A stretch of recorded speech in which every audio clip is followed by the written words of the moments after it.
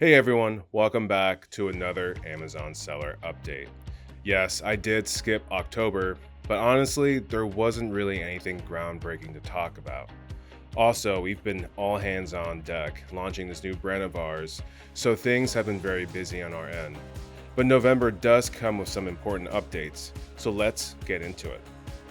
The first topic we have is that the US has officially cut the fentanyl related tariffs rate in half from 20% down to 10%. Now let's clarify something. This is an additive tariff, not the only tariff. There are still multiple tariff layers on Chinese imports.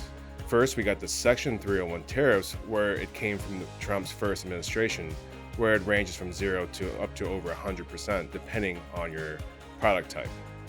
Next, we have the additional 10% Liberation Day tariff. That's still there.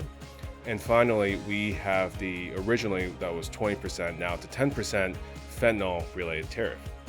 So now you basically all you do is at 20%, was 20%, now down to 10%. Yeah, another 10% plus a 301 rate, depending on your HTS code.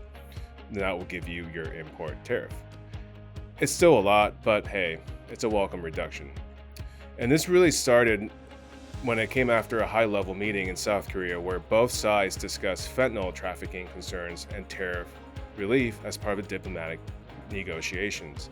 So we're seeing a bit of an easing, not a full rollback, but we're moving in the right direction. Next up is now that the Amazon Post is fully gone, the strategy now shifts towards these shoppable videos in your product listings. This is where Amazon is trying to meet TikTok and Instagram shopping behavior in their own way. This matters because videos give you a higher conversion rate, better product understanding, lower return rates, and also increase engagement for your brand.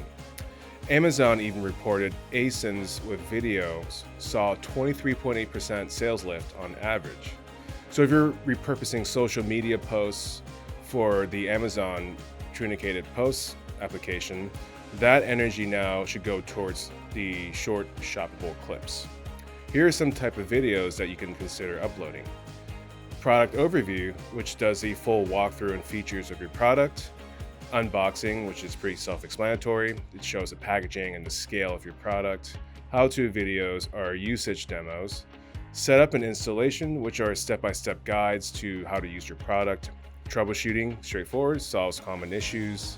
The brand story, which is the vision and positioning of your brand, and then other, which is where a lot of the extra content can go into for the brand story and also your social media posts.